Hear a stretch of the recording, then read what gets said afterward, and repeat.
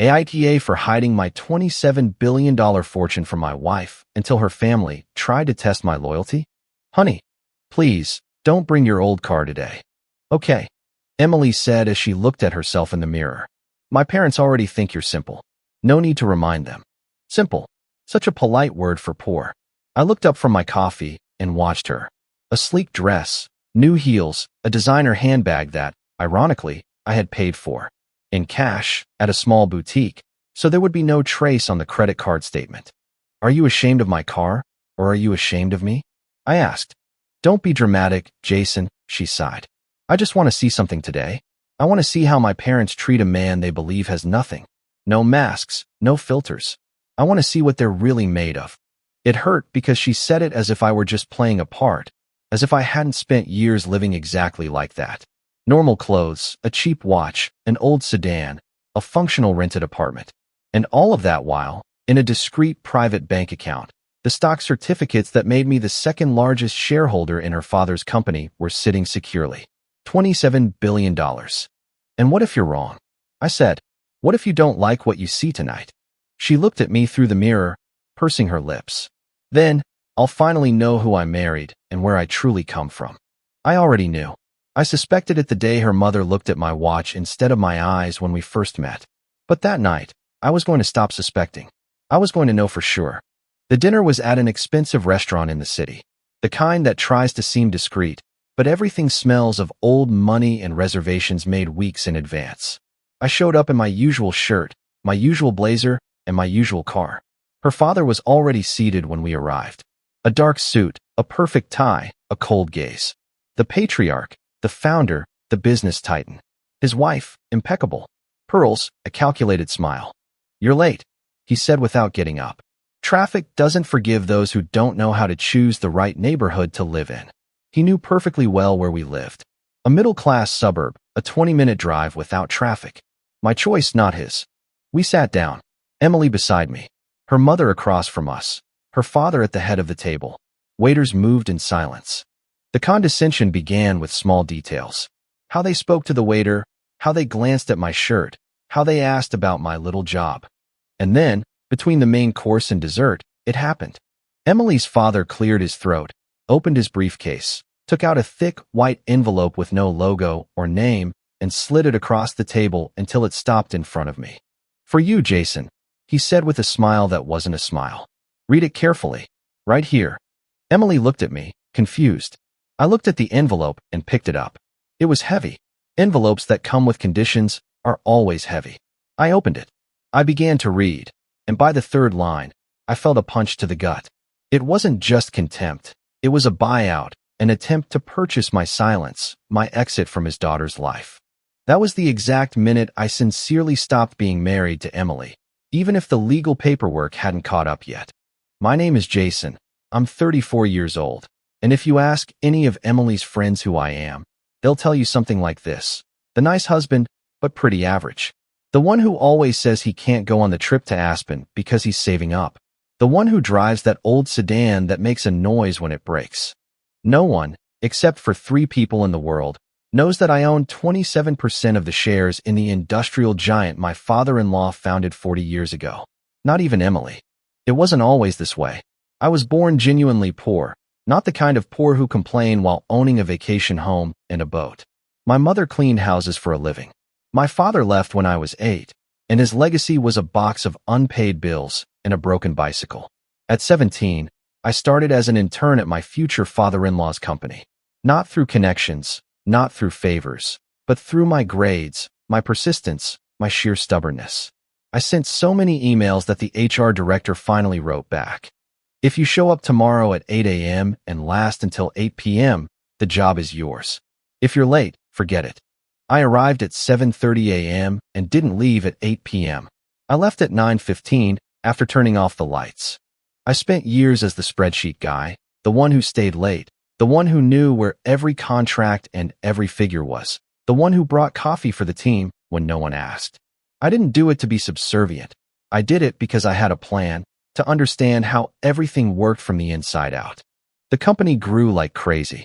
Acquisitions, mergers, global expansions. And with each growth, with each success, Emily's family got richer and more detached from reality. I was invisible until the day I wasn't. There was a big problem, a very big one. An accounting error that could have turned into a massive scandal, and it was my spreadsheet that flagged it before it was too late. I remember the day her father called me by my name for the first time. "Jason, come in." His office was huge, cold. I walked in with my laptop, my palms sweating. "This is serious," he said, pointing at the screen. "Are you sure? If we don't act on this now, in 6 months we'll be front-page news," I replied. Silence. Phone calls. Yelling into the phone. An emergency board meeting. We didn't sleep for 2 days. We saved the company. He came out looking like the heroic captain. I went back to my desk, but someone, somewhere, took note. A year later, during a capital increase, a major investor wanted out. No one understood why. I did. I had seen the numbers, the projections, the market fear. And there I was, with years of savings, an obsession with not spending, and an opportunity before me. He sold cheap because he was in a hurry. To everyone else, it was a small package of shares divided among several minority investors. On paper, it was one name, mine. Some of the executives laughed when they found out. "Look, the Excel kid thinks he's the Wolf of Wall Street." No one paid attention. No one imagined what that silly investment would one day be worth. A decade later, its value had multiplied once, twice, 10 times. Suddenly, that small package was worth a fortune. But I had already made a decision long before I saw the zeros. I would continue to live as if I had nothing, because I had already seen what money did to people in my neighborhood, in my family, to the fake rich and the real rich. And then, in the middle of all that, Emily appeared. I met her in an internal leadership training program. She was the boss's daughter. I was the guy who still brought his lunch in Tupperware to save money. She was surprised when, during a break, I chose to sit with the IT technicians instead of the executives. "Aren't you interested in networking?" she asked. "I'll have to talk to the execs eventually," I replied. "Nobody ever asks these guys how their week is going." She laughed. We started going for walks after work. We'd eat sandwiches on a park bench. She said she loved my grounded perspective on life. "It makes you different, Jason," she would whisper. "You're not like the men trying to impress my father." And I, like an idiot, believed her. We got married in a small, elegant ceremony. Small for them, gigantic for me. I paid for half of it without blinking. In cash again, from discrete accounts. Emily thought my company was treating me very well with bonuses. I let her think that. We never had a deep talk about money. I suggested a modest apartment. She agreed. I suggested simple vacations. She would grumble, but accept. A large part of her engagement ring was paid for with an official bonus. The rest, in cash. Little by little, however, the narrative began to change. "My sister is going to Hawaii," Emily would say, scrolling through Instagram. "And we're going to the cabin upstate again. I hate that car, Jason. Can't you get a loan for something more decent? Sometimes I think you've gotten comfortable with just getting by. I don't know if that's responsible. Just getting by." Those words hurt me more than any insult. Not because I couldn't buy 3-car dealerships, but because she was no longer talking about humility. She was talking about shame. And then, a few weeks ago, she pitched the idea. "I want to invite my parents to dinner with you," she said. "But I want you to go just like this, without dressing up, with your old car. I want to see how they treat a man they believe has nothing." I wasn't the one who wanted to test them. She was. But I let the experiment proceed because I needed to see something, too. Back to the restaurant. The open envelope. The words stuck in my throat. Emily saw that I had frozen. "What does it say?" she asked, uneasy. Her mother smiled like someone watching her favorite scene in a movie approach. "Nothing that isn't logical, dear," she said. "Something that should have been done a long time ago." Her father settled into his chair. "Jason," he began, "I'm not going to beat around the bush. You're a good kid, hardworking, polite. But you're not up to our family standards, neither financially nor socially." His words fell heavily, but they weren't new. I had heard softer versions before. "I don't want Emily to spend her life worrying about bills," he continued. "I don't want my grandchildren riding the city bus because their father can't afford a decent car." "Dad, that's enough," said Emily, her face flushed. "That wasn't the idea. I just wanted." "You wanted to see the truth," he cut her off, "and here it is." He tapped his finger on the envelope in front of me. "In this document," he explained, "there's a very simple, very generous agreement. I swallowed hard and kept reading. It was a contract, a pre-drafted marital dissolution agreement, waiving any present or future claim on the family's assets, stocks, or shares. At the bottom, a round sum, $5 million. Five. Not one more. We're offering you, her father said, puffing out his chest, $5 million if you sign tonight. You disappear, no drama, no lawyers, no lawsuits. Emily doesn't have to know the details. She can think you left because you couldn't handle the pressure. You buy yourself your condo, your car, your life, and you let my daughter find someone on her level. Every word was a calculated blow. Emily shot up from her seat. What? She yelled. What are you saying, Dad? Emily's mother grabbed her arm. Emily, sit down. Your father only wants what's best for you. What's best is buying my husband, as if he's an employee you're firing. She turned to me. Jason, I didn't know anything about this. I swear. I looked at her. I wanted to believe her. A part of me, the part that still remembered our sandwiches on the bench, wanted to believe her. Her father kept talking as if she didn't exist. If you don't sign, of course, nothing will happen legally, he said. But you will no longer have my support, not at the company, not in the family. Your employment contract is renewable. Your position is replaceable. And my daughter? Well, we'll see how long she stays in love with this little act of humility. I was speechless for a few seconds. Not because of the blackmail, I expected that, but because of that phrase, this little act of humility. He looked at me coldly. We all know you have nothing, he added. Just your paycheck. A paycheck that, by the way, I sign. Emily whispered, Dad, stop. And that's when something inside me broke. Because that sentence summed it all up. To him, I was a paycheck. To Emily, an experiment. To her mother, a mistake. And none of them knew that this entire table, the entire restaurant, this entire city, was supported in part by the numbers I moved. I took a deep breath. I put the paper back in the envelope, very slowly. So, if I sign, I said, you give me $5 million and I disappear. Her father smiled. Exactly. In cash. I asked. He laughed. A wire transfer, of course. We have standards. I nodded. Right, I whispered. Standards. I took my phone out of my pocket and unlocked it. I looked for something. Emily was watching me, confused. Jason, what are you doing? The same thing you wanted to do, Emily, I said without looking at her. Seeing how they treat someone they think has nothing. I opened a private banking app. I placed the phone on the table, screen facing them. It wasn't my main account. It was one of the smaller ones, one I used only for certain transactions. Emily saw the number first. Her mouth fell open. Her mother narrowed her eyes. Her father leaned in. On the screen, the balance was clear. It wasn't my total net worth, just the value of one of the accounts linked to my shares. $9,152 million. Silence. That's, Emily stammered. That's a fake screenshot, right? Refresh it yourself if you want, I said, sliding the phone toward her.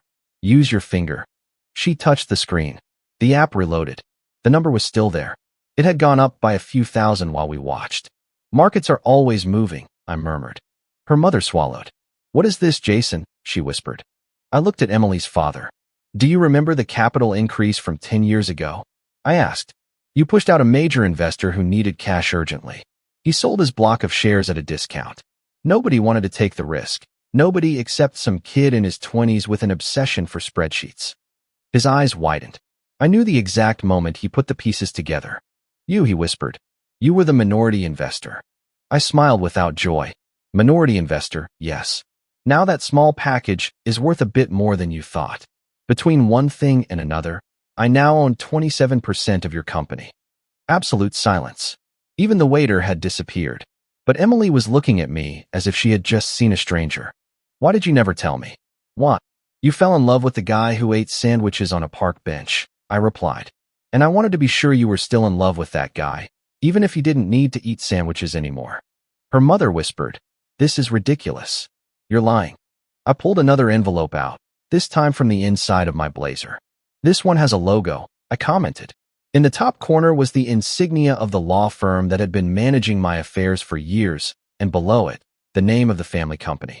I placed it next to the envelope he had given me, side by side. His $5 million contract. My papers. There was a board meeting this morning, I said. The minutes aren't public yet.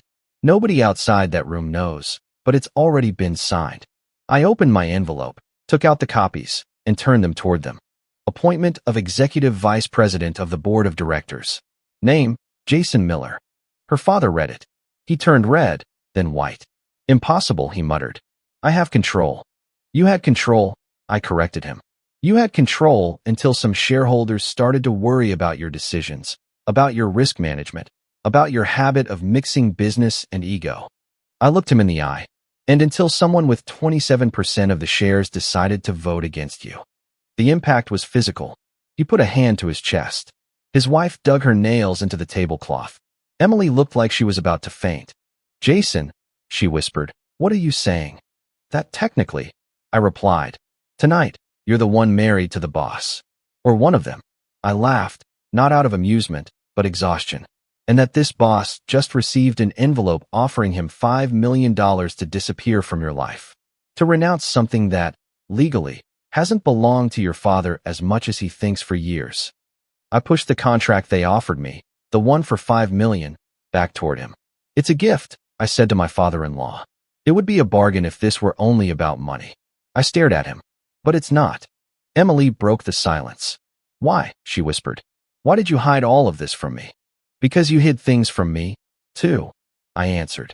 I remembered her phrases, her cringes at my car, her constant comparisons to her friends, her complaints about our normal vacations. I didn't hide anything, she defended herself. I just thought you didn't have more. And you acted as if that were a character flaw. She looked down. That's not it. Don't. I cut her off. Who wanted to test her parents by bringing her husband, dressed to look average, to see how they'd treat him? Who started being ashamed of my car when your friends bought their third one? Who called me comfortable with just getting by? Her eyes filled with tears. I just wanted you to have more ambition. I have plenty of ambition, I said. What I lack is patience for people who measure a person's worth by the car they drive. Her father finally reacted. This isn't over, he spat. You can't just come in here, cause a scene in front of my family, and think. Cause a scene. I interrupted. You just offered me $5 million to dissolve my marriage as if you were buying an old piece of factory equipment. You tried to buy your daughter's life without saying it out loud. You threatened my job. I leaned forward. And the funniest part, by the way, is that if I sold just half of my shares tomorrow, I could buy out your position, your house, and this restaurant. And I'd still have enough left over to buy all the cars you're so worried I don't have. Her mother lifted her chin.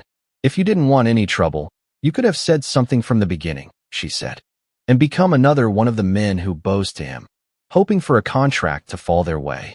I shook my head. No, thank you. Emily whispered, so what now? I looked at her. I saw the love of my life, and also the woman who had let herself be contaminated by her parents' mentality. Now, I said calmly, I'm going to do something I should have done when you started to be ashamed of who you thought I was. From the same envelope, I took out a smaller folder. Emily recognized it before I opened it. What is that? She asked, her voice breaking. The draft of the separation agreement my lawyers have been reviewing for 6 months, I replied. I didn't file it because a part of me still had hope.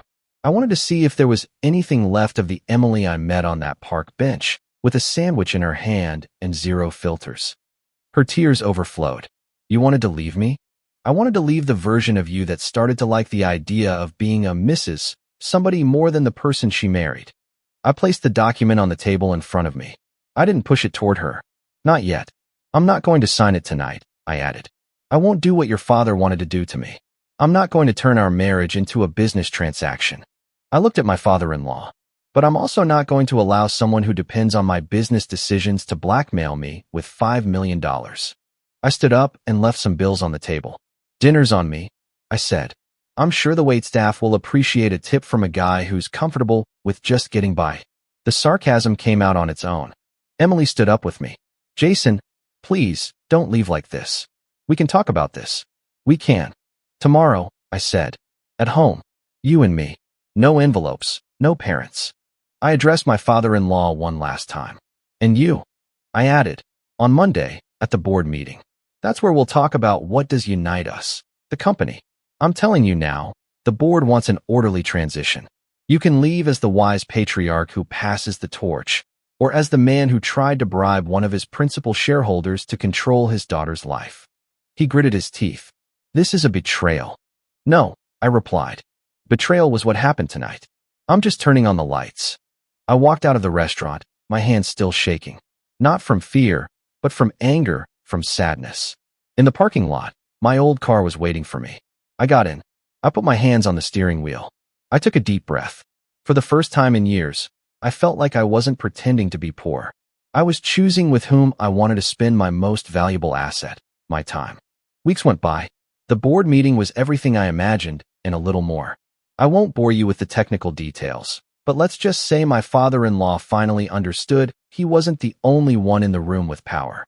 He accepted a dignified retirement, an honorary title, and a symbolic office with no real decision-making authority. The press sold it as a planned transition. Nobody outside a select few knew about the $5 million envelope. At home, the transition was less elegant. Emily cried, raised her voice, and accused me of humiliating her, of playing with her, of hiding who I was. I listened a lot and spoke a lot too. I told her the whole truth. How I had acquired those shares, why I lived simply, what I had seen in her family from the beginning, and above all, what I had seen change in her. You fell in love with the guy who worked 14-hour days and still made jokes on the subway, I told her. And slowly, you started to fall more in love with the idea of escaping the subway than with me. Is it wrong to want a better life? She asked, broken. No, I replied. What's wrong is thinking that better means more expensive and treating people you think have less with disrespect. We didn't sign anything that day or the next. We went to therapy, separately and together. We aired all our grievances, hers and mine. I discovered that since she was a little girl, she had learned that love was measured in expensive gifts, that her father would show his displeasure by taking things away, and that her mother had told her 1,000 times that a smart woman secures her financial future first. I began to understand where her fear came from. It didn't justify everything, but it explained it. One day, on our way to therapy, she looked at me in the elevator. If you file that agreement, she whispered, I want you to know something. Not for your money, not for the company. For me. I will never again let anyone treat me the way my parents treated you, or the way they treated me. That's not up to me anymore, I replied. I know, she nodded. It's up to me, and I've made my decision. 2 weeks later, she did something no one in her family had ever done. She returned an envelope to her father. Not the one with $5 million. Another one, a letter. It said, as long as you believe a person's worth is measured by the zeros in their bank account, I don't want you to be part of my future children's lives. I saw her send it. I saw her block her mother's number on her phone. I saw her cry silently in the shower afterward. That was the first time in a long while that I recognized the Emily from the park bench. I didn't file the separation agreement. I kept it, not as a threat, but as a reminder that I can always choose not to be used, not by her family, not by her, not by anyone. Today, a year after that dinner, things are different. We're still in the same apartment, with the same old car, but not out of obligation, out of choice. Emily works somewhere else now. She resigned from her father's company when she realized she didn't want to be the daughter of the founder for her entire life. She's earning less, but she's sleeping better. I'm still on the board, still moving obscene numbers on cold screens, but I've also started moving money toward things that actually matter to me. Scholarships for kids like I was. Funds for people who will never be invited to dinner at restaurants like that one. My relationship with my in-laws is distant. Cordial in public, non-existent in private. They lost a source of influence. They almost lost their daughter. Sometimes I think they still don't understand what went wrong. I do. It went wrong the day they thought they could put a price on a person, and the day I silently allowed my worth to be counted in zeros. I can't change who they are, but I can choose who I want to be when I walk out of every restaurant, every meeting, every envelope. My takeaway, if I have to sum it up, is simple. If your love depends on what you think I have, you don't love me. You love a number. And numbers change. I've already decided I won't live my life based on the market or anyone else's opinion, whether I have $27 billion in shares or just enough for the bus fare. The one thing I'll never put up for sale again is this, my dignity. Comment. While watching this, I'm reminded that your real value can never be listed on a bank statement. Your worth is defined by your character and the kindness you show, not by what others think you have. Learning to set firm, healthy boundaries is one of the greatest acts of self-respect you can practice. It's about taking responsibility for your peace, even when that choice is difficult. True strength isn't just about standing up for yourself, but also about the courage to heal and understand. Relationships that require you to shrink yourself to fit in are not worth the price of admission. Always remember that how we treat people when we think they have nothing says everything about who we are. Sometimes, the quietest decisions lead to the most peaceful life. Ultimately, you are the only one who gets to decide what success and happiness look like for you. If you like the stories, don't forget to leave a comment and support the channel by subscribing. See you in the upcoming stories.